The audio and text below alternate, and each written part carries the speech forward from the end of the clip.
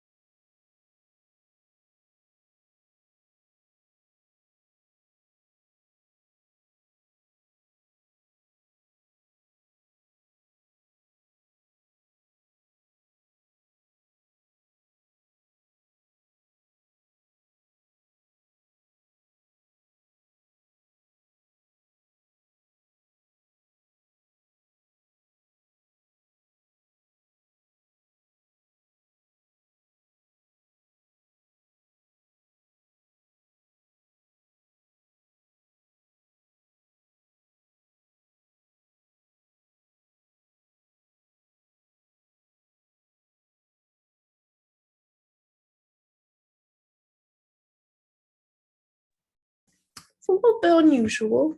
Nobody showed up yet. I'm gonna have to edit this down, but we'll figure it out to make it helpful for reference. Maybe I'll just cut this whole little part out. In my mind, people were gonna join immediately, and they're not. So ah!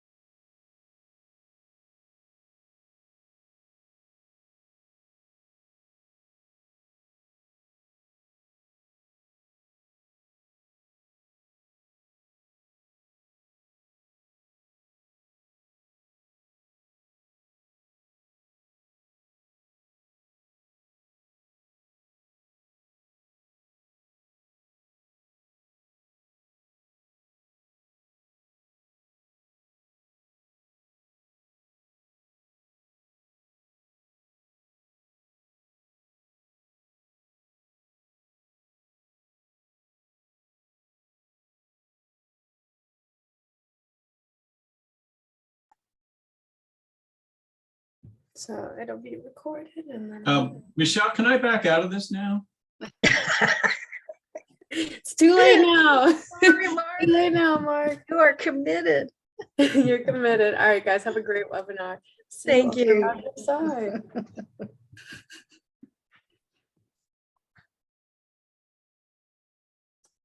Hey, everybody, welcome and good afternoon. We're going to give folks just a couple seconds to settle the audio and video preferences, and we will get started.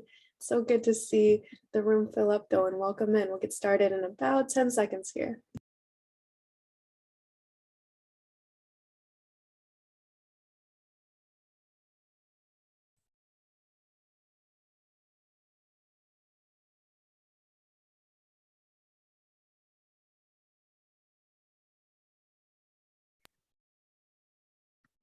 Alrighty. Thank you guys so much for taking the time to join us this afternoon on behalf of ACRO and myself and our panelists. I'm so excited that you're joining us for our conversation about SEM today. Just for some housekeeping rules, for those of you guys who haven't joined us before on Zoom webinar, you might notice that your cameras and audio are automatically muted and turned off. This is just to help prevent any interruptions, but we do really encourage you to engage in our chat and also to ask your questions using our Q&A feature. And both of these can be found on the very bottom of your screen. If you hover your mouse on the bottom there, you'll see those options. When using chat, if you want to make sure that it reaches everybody, your message reaches everybody, make sure you're clicking everyone. And if you just want to message the hosts or panelists, if you come across any tech issues, feel free to message us exclusively. And for your questions, we do encourage you to use that Q&A so that everybody can see your questions and so they don't get lost in the chat. And I believe we'll be taking questions at the end.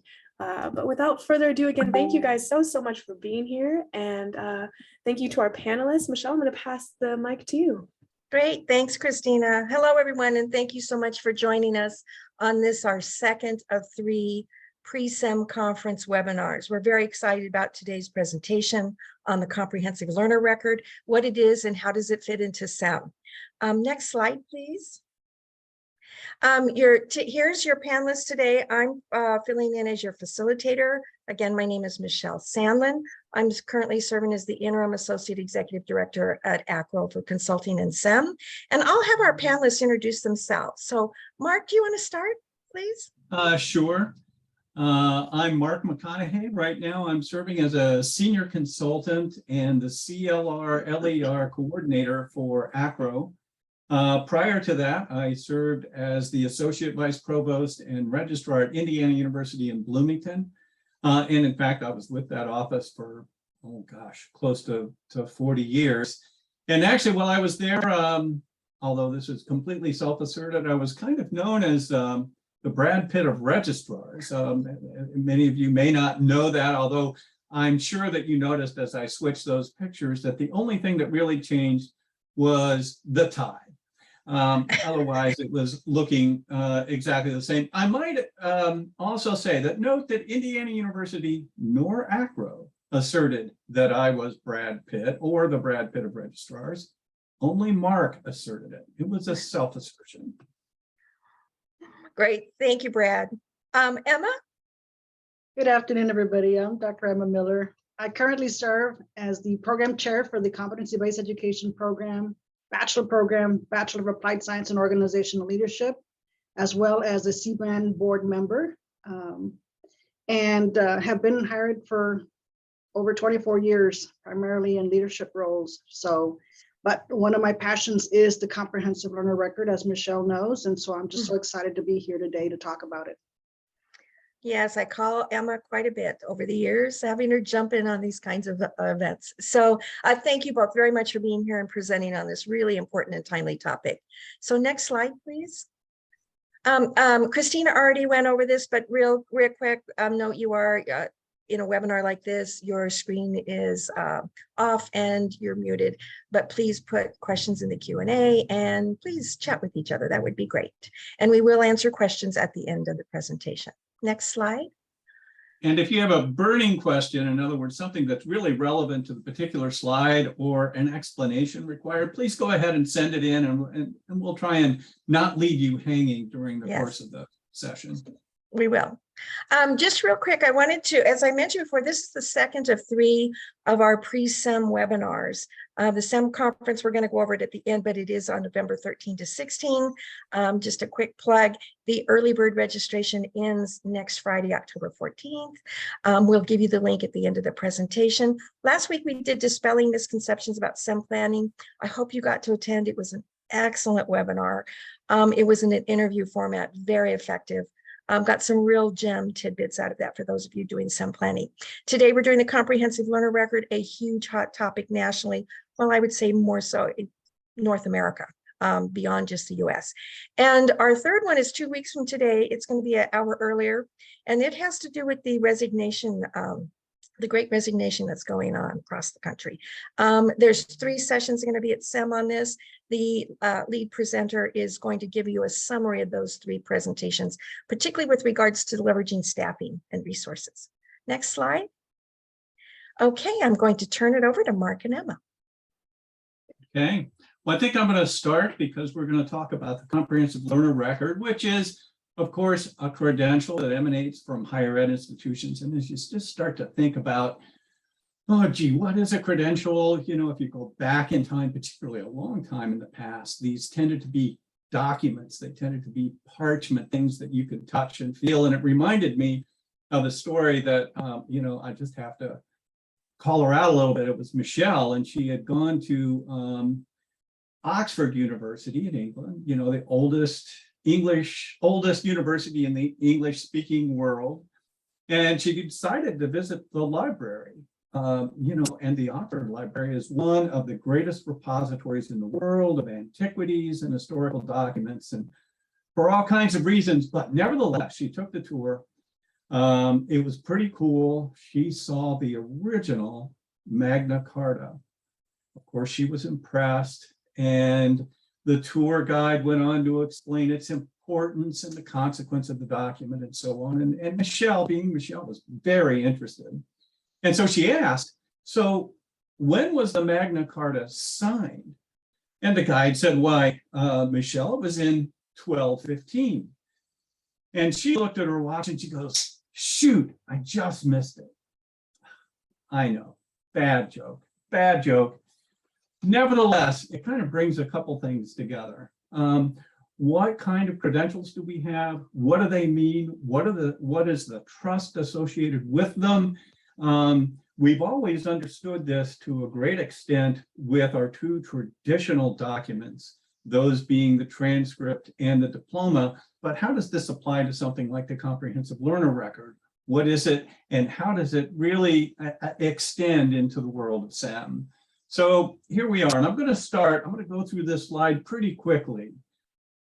But it's really hard to talk about digital credentials and the expansion of how we want to serve our students in this world of attestation to what they've learned over the course of their college career without really addressing the fact that there is more than just the comprehensive learner record. In fact, there are badges, micro-credentials that we think of the comprehensive learner record. And then there's an even broader context when you get out into the talent and labor pool, those kind of things. So this is kind of a hierarchy if you move through.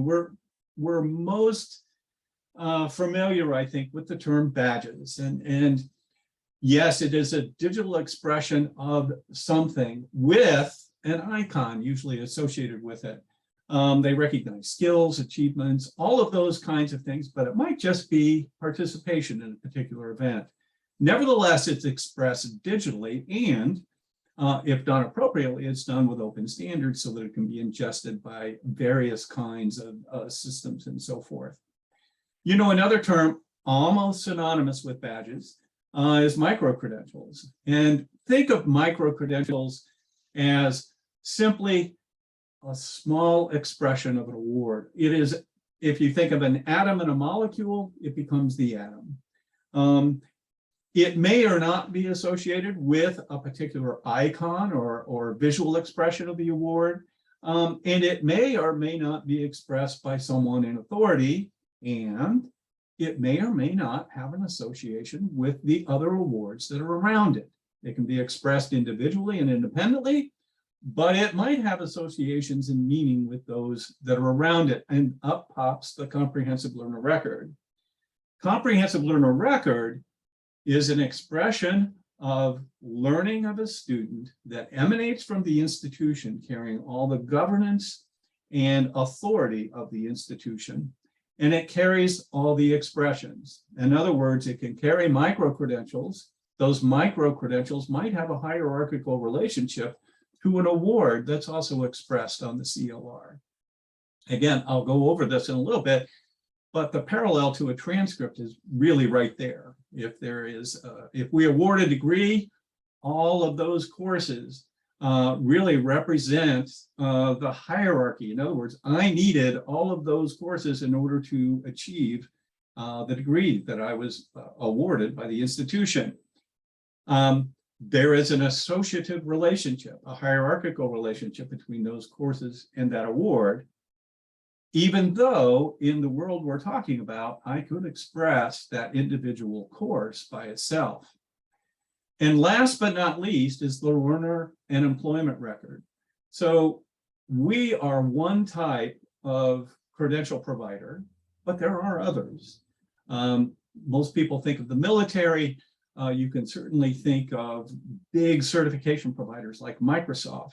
They are also credential providers, and the learner and employment record is really the opportunity to bring all of those providers together, put them in a packet, in something that the learner can use, curate, and then disclose to a third party for an opportunity that may be possible for them. So that is kind of the hierarchy. Now, what I'm going to talk about, because comprehensive learner record kind of covers higher education specifically, and micro-credentials can be part of the CLR. So we're going to talk about the CLR, and that was actually the first expression of individual learning. So what is it? First and foremost, it is an official institutional record. This is not something that is self-assertive, like McConaughey saying that he looks like Brad Pitt. That's something I said. That's something I might put on a resume, but it's not something that emanated from the state of Indiana or from Indiana University. In other words, when we put out something that includes the comprehensive learner record, this is something that's gone through governance. It's gone through a review process, might even have gone through a part of an accreditation process. These things have value and meaning associated with the institution that's awarded them. So first and foremost. Second, it's a record that really is deeper than a chronological record of courses taken. This is about the student's educational experience and what they've learned along their educational journey. They might learn it through coursework. They could do it co-curricularly. And it could be experiences outside the institution. You know, all of these things are possible as long as the institution takes responsibility for the governance, the assessment, and basically willing to assert on the student's behalf the learning that has taken place. All of this are records that may be much more extensive than what we think of in the transcript. Again, think of the transcript. It's just a chronological ledger. Again, going in semester order. Why? I always like to say this. Why? Because in the old days, before we had so much digital power, even before we had copy machines, what would happen is we'd collect grades at the end of each term. We had to write them down. They stayed in that order. We put them in chronological order, and we still do. So, however, note, we don't carry much metadata associated with that particular work. We carry courses, we carry the hours, we carry the assessments, and we have some summary statistics and identification information. That's basically it. With a CLR, we're really trying to expand that. If you're thinking in the curricular experience, we're talking about not only the curriculum, but also the learning outcomes associated with that. Why don't we carry that? We have them recorded. Let's include them as part of the record that we're asserting on the student's behalf. So that's the kind of thing we're talking about with the CLR. What do they do for students? And we'll talk more about this in a second. But I really did want to say something that really they do provide a return on investment, particularly as a service to student. They really provide a summary of the learning that's occurred. In other words, even if you look only on the curricular side, if you ask somebody to go through their 120 hours of a degree and say, so, okay, so what did you learn? And they go back through and they look at their transcript and they say, well, yeah, I took some psychology and, I took some math, but what did I learn? If you had those learning outcomes associated with all that, all of a sudden their memory is sparked. They begin to put together the kind of skills and disciplinary knowledge they obtained while they were going through their college career. Really, really good stuff. Used formatively, they can also guide students to the skills and competencies they may need in order to be successful at a chosen career or chosen career opportunity. So think about that. In other words, they can fill in the gaps. Much like we use degree audit, you can use this in much the same way to identify the skills and competencies required to move you forward. And I kind of combined 2 and 3, but the fourth one, which I think it's the most obvious, but also willing to say, what we're doing here is expressing this learning on behalf of the student from a trusted third party who's been vetted. It is much better than a self-assertion. Again, this would be if the state of Indiana said that I was Brad Pitt, you might believe it. You don't believe me just saying it, but you do if the state of Indiana does. And that's the important aspect of this. So if the institution says that I have been assessed in my critical thinking skills, all of a sudden there's some integrity associated with that assertion. So what are we trying to do here? And in this particular diagram, what I'm going to talk about here is what's coming down the left-hand side. I believe it's the left-hand side as you see it, is the traditional curricular experience, something that's very mature, something we've been doing for well over 100 years. And actually, as we end into the 20s, even in the mature relationship of the transcript, we've been doing this for 130 some years. So this is really old stuff. And then you think, oh, well, we probably know how to do this, but how can we apply this to co-curricular experiences, internships, leadership? What does that mean? How do I identify the learning outcomes? And what kind of governance do we put around the whole approach? So in essence, we have confidence in the assertions just like we do on the curricular side. So what does that look like? Well, first, identifying those learning outcomes. We already do it. In a sense, most of our systems already capture this information. It may not be in a totally structured way, it may be living off in the learning management system, but I do know that accreditation bodies are really looking for this kind of information. And I know at my own institution, when I was there, we took steps in order to capture these for every new course and every modified course that was part of the curriculum. Absolutely the same thing on an experiential learning side. Just got to identify it, have some governance, express what those learning outcomes are, how they're going to be assessed. And then what happens is you've got to put them in a framework. And what I've got up on the slide are kind of national frameworks, things that you think about, things like LEAP. But that isn't an absolute must. We would prefer it. But this framework can be internally created, as long as you understand how the learning outcomes move together, how they're going to be assessed, and how they lead to an overall award, or if you're going to individually express a curriculum competency, how you've assessed it and how you're going to do that, all fine and good. It just needs to have some sort of framework, some sort of model in which you put that work. And last but not least, we put it into a system of record. Usually these things are the SIS at your institution. It could be the LMS. It might be some ancillary places. Nevertheless, what you've got to think about is that even if it isn't in the system, or I'm sorry, the student information system, if I am capturing information, asserting it on the student's behalf, and I've got the data located somewhere else, well, that's part of the system of record, and you need to treat it as such. And you know who's really good at these kind of things is the registrar. So if you think about it, yes, we've depended on the registrar as the officer of the institution over all these years, who has assured the governance is afforded to all that's happened, that everything we've collected is valid and official and emanates from the right party. We collect it and aggregate it, and then we assert it on the student's behalf based on the integrity and trust and validity that we put into those curricular components. All we're saying on this slide is that we're going to do exactly the same thing for these things as well. Therefore, we have good trust, and we maintain that trust that we've had over the years. And as you can see, you can use them in the same way. On the traditional side, we've had degree audit, a formative expression of this information, and the transcript. You know, here is a chronological ledger and a history of what the student has taken.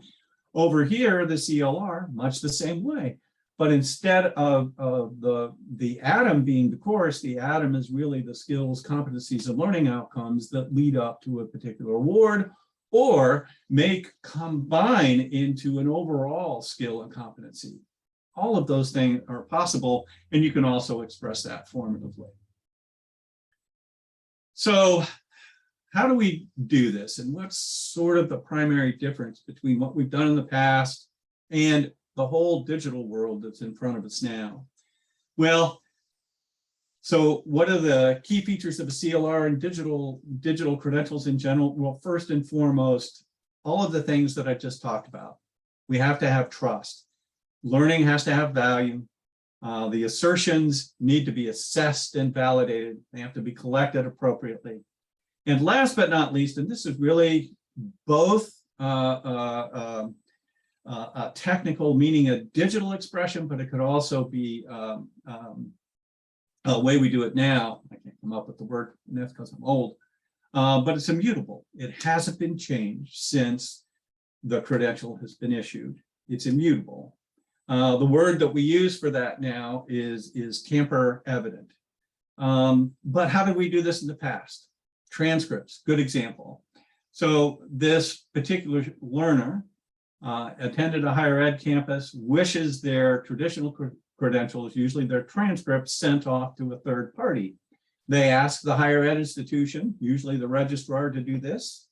And especially in the old days, what they would do is send it to the third party in a signed and sealed envelope. The signed and sealed envelope and the US mail assured the recipient that this document has been unaltered since the issuer stuffed it in the envelope, sealed it, and put their seal on top of it.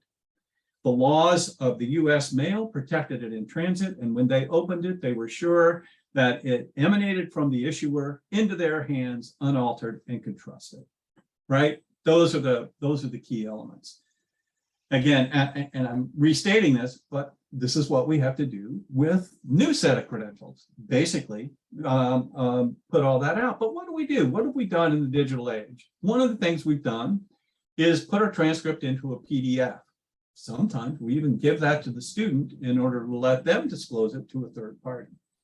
But we have encryption, digital signatures, and other expressions within the document that enable us to maintain the immutability of that document and to ensure that it's tamper evident by the time the third party opens it. That's the key. They still trust and go back to this. So all of these attributes and characteristics, learning has value, what's being asserted is valid, immutability, these also need to happen in the world of student self-sovereignty. There's really two concepts here: student self-sovereignty. Now, instead of the student wanting to go to the institution and saying, you transmit this to the third party, we really want to set up an environment in which these credentials can be expressed and given to the individual student, who can curate them and send them down to the third party without a violation of trust. And what we have are some open standards and digital interoperability pieces that enable us to do this. And these, we don't have time to go into all that right now, but these happen in things like digital wallets, or other kinds of applications that enable the student to go in and say, oh, here I know I've got this experience. And here's a good example.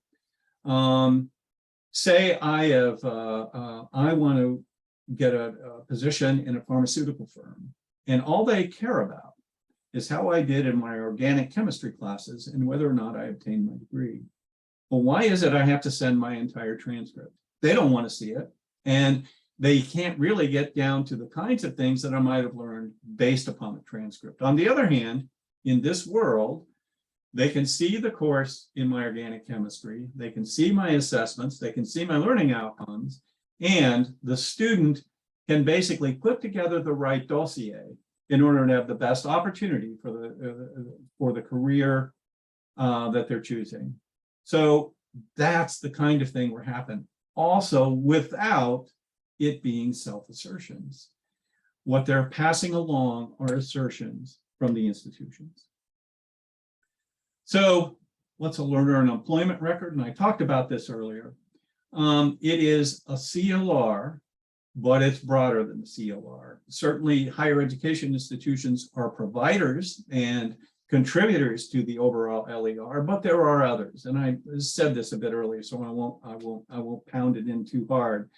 But certifications, boot camps, military training, there are various others that all might go into a learner and employment record, all of which need to be expressed in the same way, and all of which need to maintain that level of trust in the digital world, in this digital ecosystem that we've talked about with the CLR. Yes, it's broader. Yes, it's bigger. But really, we go back to it, it's such a good service for the student. We don't have time to talk about it, and it's not specific to SEM, but in this labor market, they're really, especially as they talk about a skill and competency market, they're really dying for this kind of expression of credential and objective third-party assessment of these skills. So here's what one looks like. And this is very, very quick. This is just a sample and one we did at Indiana University. And actually now it's been a couple of years. But what's happening here is there's an artifact. The artifact is held by the student. The student can say, hey, here I have this particular certificate. If you want to know more and you want to validate it, go to this site, and that's part of the certificate itself. When they do, it gets validated. That part I skipped, but now all the metadata becomes available. So in this particular case, the first year Hoosier experience was really, it's an expression by Indiana University in order to enable all the students to understand the resources that were available at Indiana and to enculturate them in some ways into the institution. And this was an expression of how to do it. You had to achieve so many of these events, processes, participation pieces, and you had to have some assessment, write up some thought pieces for them. And when you did that, we captured them, assessed them, and we could, through this accordion style format, show you all of the pieces. So that is just a sample. It's not the only one. It's not a wallet. There are several ways in which these can be rendered. This is just one. By the way, this was done through Indiana University and Paradigm. So back to here. So that is my somewhat brief explanation of the CLR. I'm not known for my brevity, but I actually stayed pretty much on time on this one. So with that, though, I think I want to hand it off to Emma, who's going to give you a little more detail on how it's used at a specific institution and start guiding us into how it's used in the SEM environment. Well, thank you, Mark, for that background on the CLR and LER. Absolutely very important. Here at South Texas College, we began this project with a crowd probably back in 2018, I believe. But it has become something really that the institution has adopted and is looking at it from the student's point of view. What is it that the student gains from having the CLR available to them? So it has two parts to it. One, for example, as Mark was talking about, in terms of higher ed, here at South Texas College, we offer competency-based education courses. And the CLR is really, it's tailored for CBE. So competency-based education allows us to be able to list the different courses that a student has taken in their particular program so that they can then share that with prospective employers. The way that it's laid out in our CLR is that the course is listed. Let's say in my program, it's the organizational leadership program. They'll have each course, and when the individual decides to click on the course, it will open up and it will show a description of the course. It will have the program learning outcomes for that program, and it will also have the learning outcomes that are supposed to be mastered by the student. There are competencies in CBE. The learning outcomes are the competencies that the student has had to master. Within those competencies, if you wanted to see even more information, you can see exactly what skills were acquired through those competencies. What did they learn in those competencies?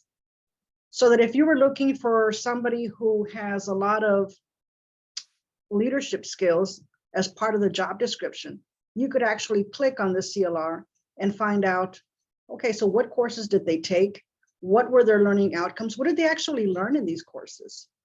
So as they go and open up these individual line items, you can actually see the detail of what the student has actually gone through and those competencies and skills that they've mastered throughout the program. One of the important things is that we always try to ensure the student comes out with an artifact at the end of every term of every course. And this artifact will actually demonstrate what skills they've actually acquired through this course. And so it's nice to see that when you actually click on the artifact, if it's communications, if it's problem solving, critical thinking, you'll be able to see that in that artifact and see if the student indeed mastered those items, because the evidence will be there through the artifact. So that's one part of how we are using the CLR for CBE courses. Now we are looking actually to provide even more value to the student in terms of their degree by embedding micro-credentials. And as Mark mentioned earlier, these are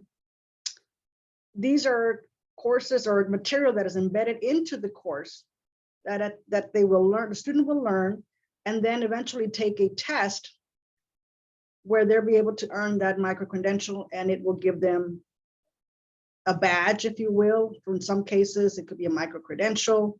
In other cases, and tied to the micro-credentials, we are really currently right now working to embed and have the students come out with their CLR with an industry recognized certification. Those carry a little more weight because they're actually, the student takes that test outside of the institution. When that happens and the student passes, that icon gets added to the CLR. And in a much way that that Mark showed you in his CLR, you will actually be able to click on that icon to see if indeed the student passed that certification, or did the student just actually copied and pasted that icon. That's a big difference. That's called the trust that Mark was talking about earlier. So when that happens and the prospective employer clicks on that icon, it will actually send a notification and a validation that will come back that says, this is indeed, the student did indeed pass this particular certificate. Now you understand that it's for real, it's not just copied and pasted, and therefore providing validation through that CLR. So those are the ways that we use the CLR in the competency base here at STC. The other important component to this is the workforce. Right now, it might be in your state. I know that in the state of Texas, where I am, there is a big push for workforce and badges and micro-credentials and industry certifications. All these things are really being pushed into the different institutions of higher ed, as well as the regular K through 12. But in our case, we have been using a third-party vendor for our CLR. We were using ePortfolio for the last 2 or 3 years to create our CLR.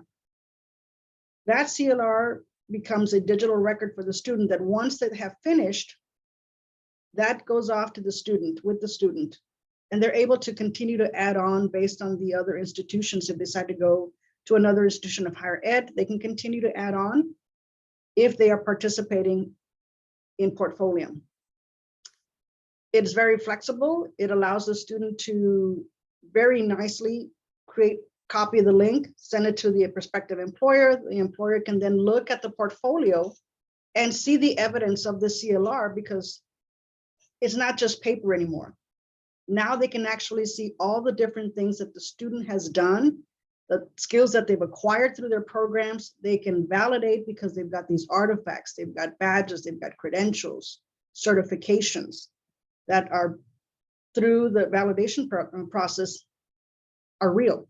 And so this is really important now for the workforce. When our programs have advisory committees and when we meet with them, they are absolutely excited about this project because they see the value of it.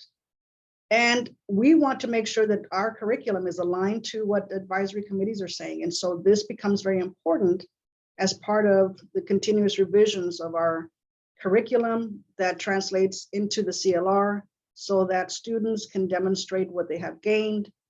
And it's just a wonderful new tool that students can use that I think gives them the edge when they go off to the workforce. Because it no longer is it just the application and a resume that the prospective employer sees. Now they actually get to see a real portfolio where they can browse and see what the candidate is coming in with. And I think it becomes more of just an interview, but it transitions it into more of a conversation, because now they can say, well, tell me more about this project that you worked on. Tell me more about this micro-credential. What was involved in it? I can see that you learned and gained these skills. So there becomes more of a conversation than just a regular interview. So I think there's a great value in the CLR, and that's what we have done here at South Texas College. So now I'll hand it over back to Mark.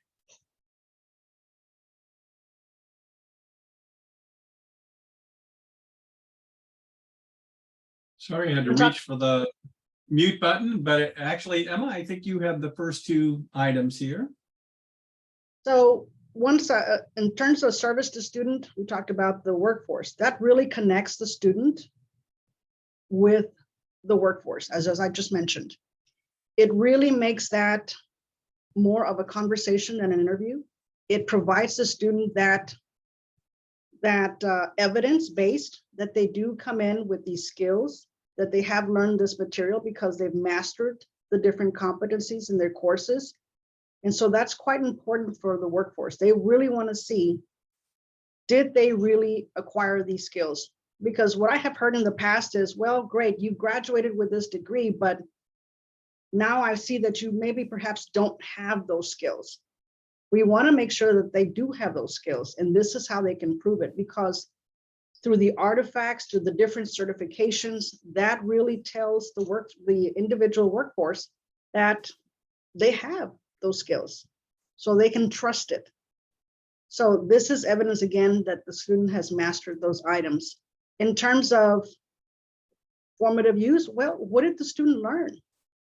So you will be able to browse through the different CLR and see everything that they've learned. And to me, that's a great tool for prospective employers. And even for the student, because sometimes the student will say, well, or somebody will ask you, well, what did you learn in that program? Well, a lot of different things. Well, what kind of things? They can't really quite tell you. But if you demonstrated and showed them their CLR, you could actually say, look, this is what I did here. This is what the skill that I acquired here. And look, I'm excited about earning this certificate. So they can now show somebody else instead of just saying, well, I don't know, lots of stuff. And so that's important. And then what do I need? Well, sometimes you can see through that CLR and say, you know what, now that I've finished with this program, perhaps I'd like to acquire some additional skills. Maybe go off to a different school or get another certificate, or maybe you really found out that you liked HR because you went through that certification and now you want a little more and decide to do another certificate, but in a different part of the human resources area. So that gives you all those tools as a student to be able to do those kinds of things. So now, Mark, I think it is your turn. That's true enough. And third is credit mobility. And you know, think about the whole idea of how we've done credit articulation between and among institutions now. Generally speaking, we share a transcript. The transcript, if we don't have an existing articulation agreement or have already reviewed the course, then of course, what do? Well, we usually go to the other institution's website, try and get a handle on the course description. If we're lucky, maybe we'll find a published syllabus. Nevertheless, it requires a certain amount of work, so on and so forth. From the institution's perspective, you know, if we could carry some of the metadata along with the courses and actually just be part of basically the credential interoperability, then all of a sudden we have made life a little easier for the institution, and as a result made life a little bit easier for the student to be able to more quickly discern what their career path or what their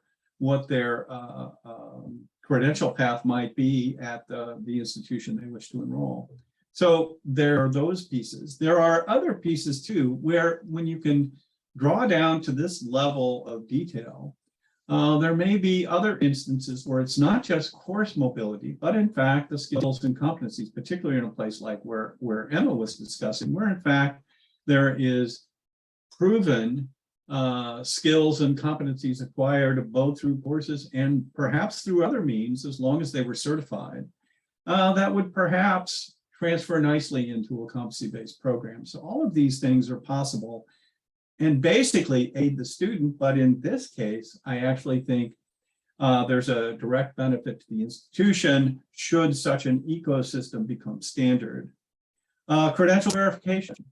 Also, this is primarily on the student side, but again, this all goes back to the idea that is it a self-assertion or is it an assertion that for which an official third party stands behind it? In other words, it's not a self-assertion. In other words, the state of Indiana says I'm Brad Pitt. Now that, well, you believe it then. So if they say I have critical thinking, so on, you get the idea. And it happens in a very automatic fashion. In other words, it does not require that the receiver call back to the institution or look to the National Student Clearinghouse in order to perform this kind of credential verification.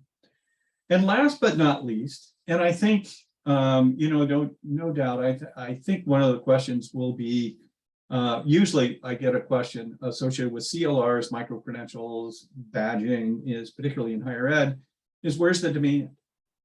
You know, why is it happening? And, you know, the demand is, I was going to say slowly but surely, but I'm going to say surely, because I think it's happening at a quicker pace now. The demand is really coming from the talent and labor market.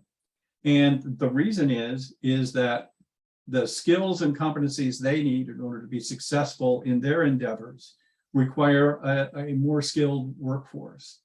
And if they can't get this kind of skill and competency out of higher education, they're going to start looking elsewhere. And those elsewhere, and there are plenty of elsewheres for them to go, particularly if you want to fine tune exactly what skills and competencies there are. As a service to student, as a way to begin the kinds of things that need to happen in order to better prepare our learners for their careers, this is the kind of thing we'll need to do. And I don't think, and I honestly believe if we don't do it in the short term, those who see benefit will adopt this kind of approach. And we have a smattering of those. Michelle can talk about all of those who thought that was a good thing to do for their purposes of attracting students. But you know, it's also just good for the student.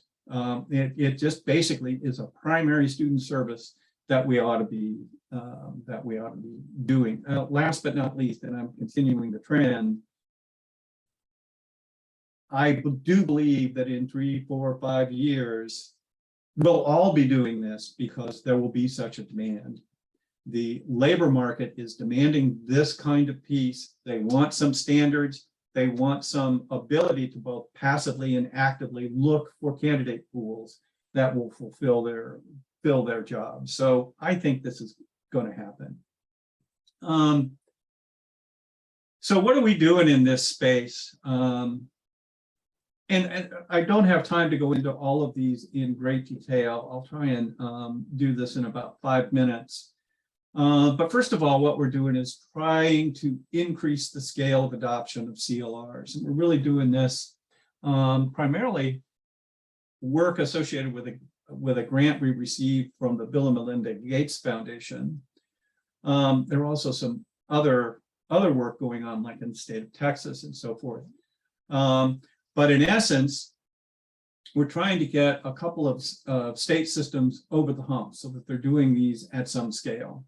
And the 2 states we're involved with are the state of Alabama, and they're working on something that is in their state called the Talent Triad. They have a statewide wallet in which various businesses are already participating in defining the skills that they need. They've reached out to the secondary schools who are already participating, and now we're working on the Alabama Community College system, who are also building these bridges. And what these bridges are is through the curricular offerings of the institution. What are the learning outcomes, and how do those map to the skills that are required in this broader context? So that's going on right now, and quite frankly, that should be complete by the end of the academic year. So in the May timeframe, in the April-May timeframe. Likewise, the Tennessee Board of Regents, which is also over primarily the community college system in the state of Tennessee, is doing something pretty similar. They have a whole set of programs. They have businesses that are interested, and they're wishing to express not only a certain number of awards, but the learning outcomes associated with each, targeted at specific professional lines within the state. And the timeline for those is also the end of the academic year. So we're really trying to do that at scale. A couple of things to note, which leads right into the second piece. Both of those are using open standards so that we're not tied to specific vendors. We're not tied to anything in particular. The idea is that it's broad, it's open to everybody, and everyone can participate as long as they comply with the open set of standards. This really means that we've got to concentrate on digital standards, digital interoperability. Oh gosh, in the interest of time, what I will say is, you know, we've had digital interoperability standards for quite some time. Actually back to 1989, so basically more than 30 years, but it's a heavy lift. It's a big lift for most institutions to participate unless there's been an outside force making and forcing many institutions to adopt them. It hasn't happened. So it has happened in those states, but I can speak with some authority that only about 17–18% of institutions in the US over the course of 30 years have adopted the SPEEDY standards for the interchange of transcript data. So what do we have to do some things to try and address this, to make that heavy lift go down, to make it achievable by all institutions. And, you know, quite frankly, what we really want is a conversion engine, basically, that says, hey, give me whatever you've got, whether it be in text-based format, SPEEDY format, a CLR format, an OB3 and I'm sorry, open badge 3 format. Give it to me, whatever you have. And then on the other end, tell me what you can ingest. So, and in the middle, we have this big engine that'll do the conversion. So the idea is that you can do that. And if we're really doing it well, what we ought to be able to do is take transcripts in PDF form, parse them out, and put them in any one of these standards. So all of a sudden, data interoperability would be easy. And the demand for ingesting all of these formats would be on the rise. We're working on that now. I won't go into all the details, but there are several companies who are working on making PDF transcripts and parsing them into standards. ACRO is also working with the United States Chamber of Commerce Foundation, and we're working together on a non-proprietary means of doing the exact same thing. So we hope that brings to scale some of this digital interoperability we know that it needs. And the other thing is, and I don't have a lot of time to go into this, but we need the semantic standard. An easy way to explain this is higher education. You know, we all teach higher education. We have a basis in which to compare, which is the Carnegie Credit Hour. But nevertheless, we have to put it in the context of our own curriculum. And it's what we call course articulation. And, you know, I taught, well, I was at Indiana University. University of Michigan also teaches chemistry. We teach chemistry 101, but are those learning outcomes in 101 at Indiana University the same as the University of Michigan? Probably not. How do we enable this kind of mapping that would occur so much easier? And if you think the HR world in the labor market is any different, you're crazy. You know, I can tell you right now that Microsoft's sets of skill definitions do not match Walmart's set of skill definitions. So this semantic interoperability is something that has to be dealt with. Now, one of the things they have to do in order to deal with it is you have to have repositories of learning outcomes, skills, and competencies in order to know how to begin to map them, how to begin the correlations. And we have tools that can do some of this work, particularly with the advent of AI. But the first step is to build the repositories. So I can talk long and hard about that. We also have to get over some mitigating business model disincentives. A couple of really obvious ones in order to create this world in which, oh, am I running out of time here, Michelle? I will go real quick. Transcript, transactional fees do not work in the best interest of this overall ecosystem. And if you think about it, it's something we have to address. I recognize it's a problem. I lived with this problem myself, but nevertheless, we've got to get that on the agenda so that it's out there and everyone understands it. And what the costs, what the opportunity costs are of continuing that particular model. Prior learning assessment, we're just talking about course mobility. Well, you know, there is a cost to institutions in doing this. And we just have to address it and understand that that there is a business disincentive in place, and we have to get over that and figure out how to deal with it. We have a couple of other little things. They're not little. It's little because I'm trying to push through it at the end of this conversation.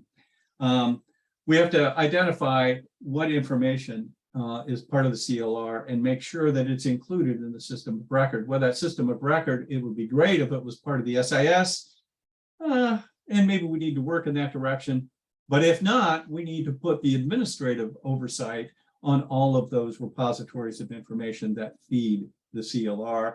And last but not least, we have to establish the governing processes for non-academic learning activities. There you go. There you go, Michelle. Thank you, Mark and Emma, so much. That was a really great overview, and you did get some depth in there too. So thank you so much for that. So we do, if Christina's still with us, we have one question in the Q&A. I am Michelle, and I just want yeah. to reiterate, that was a great presentation. Thank you Yes. both to Mark And Emma, I do have a question from Robert that was asking who is requesting these records. And when he had asked that question, we were on slide 14, if y'all don't mind going back to that slide. And I believe that was Mark's slide, so I will let Yes. Mark answer that one. And actually, I think, Robert, I imagine this goes back to demand for the information. And I talked about that just a little bit. You know, in general, the demand for this particular piece, which was something we did at Indiana University a little bit ago, there wasn't a great demand for this. However, and I don't mean that was too shortcut of a thing to say. Yes, there is a certain amount of demand. Was there broad demand in the labor market for this particular piece or in the academy for this particular piece? The answer to that question particularly is no. However, the concept itself, where in fact you bring together awards that have courses, learning activities, experience activities, and they go down to skills and competencies, the demand for that has really started on the talent search and labor market side. Particularly in the course of the last year, year and a half, there's been a big push to automate some of the searching that's required in order to fill the so many vacant positions that they have in the labor market, and getting good matches between the candidate pool and the skills and competencies they believe they need to be successful in the position. This is what's driving it from the one side. And from the other side, it really is a service to student. So in the interest of time, I can't go on, but those are the two primary demands. Then I think I talked about this before. I honestly believe that if we don't address it, and we don't start enabling this kind of service on behalf of our students so that they progress in or have opportunities in their post-education life, and in their post-education life, it'll come back, and then we'll be in reaction mode rather than the participatory mode. Great, thank you, Mark. I think that was all of our questions, right, Christina? Yeah, that does it. Okay. I'm looking through the chat and not see anything, but now's a great time to pose questions. Great. And if, yeah, Mark could take us back to slide 20. We will share this PowerPoint for everyone who registered for the for this webinar. The two slides previous to this one were some important terms, some definitions, be really helpful as you move into this space. We want to iterate that the SEM conference is coming up again. It's November 13th, 16th at the West Harbour Castle in Toronto, Canada. We haven't been in Canada for a very, very long time. There's the link to the conference. And again, the early bird registration is October 14th. The next slide is just a quick conference overview to give you a summary of what, if you've never been to a SEM conference before, what's involved, what is entailed. It's packed. It's a pretty packed conference. We're very excited about the plenary presentations. One more is to be added to this, but particularly Anthony Johnson and Jane Makakis doing a presentation on LGBTQ+ and Indigenous equality. Very excited. Robert Gould from Augsburg University and Nicole Johnson. She's from the Harriet Tubman Institute. If you might have recently saw them in Insight Higher Ed, there was an article about them about a month ago about their new approach to systemic barriers to admissions process. And also we'll have Doug Shapiro from National Student Clearinghouse facilitating a presidential panel on presidential perspective on enrollment trends. Very excited about that. There's over 50 best practice sessions. You'll see in the roundtables and forums and the deep dive workshops, these are all very topical. This is what we got from the membership and from SEM leaders about where we need to be focused on in the upcoming academic year. And don't forget, if you bring 4 more participants to SEM, you will be invited if you would like to be in the SEM team experience, which entails getting a SEM expert coach kind of as a mentor for the conference for you, help with networking, and also about helping you with SEM planning on your own campus. And with that, any further questions, comments for any of us? I'm not seeing any in the Q&A or the chat. It looks like we are at the top of the hour, but again, these slides will be sent out to folks post webinar. And again, thank you guys so much, both to panelists and attendees alike, for your time and putting together this presentation, and also for your attendance and your engagement. We hope to see you guys at SEM in Toronto. Great. Hope you guys have a fantastic rest of your afternoon. Thank you. Thank you guys so much. Take care. Bye-bye. Bye.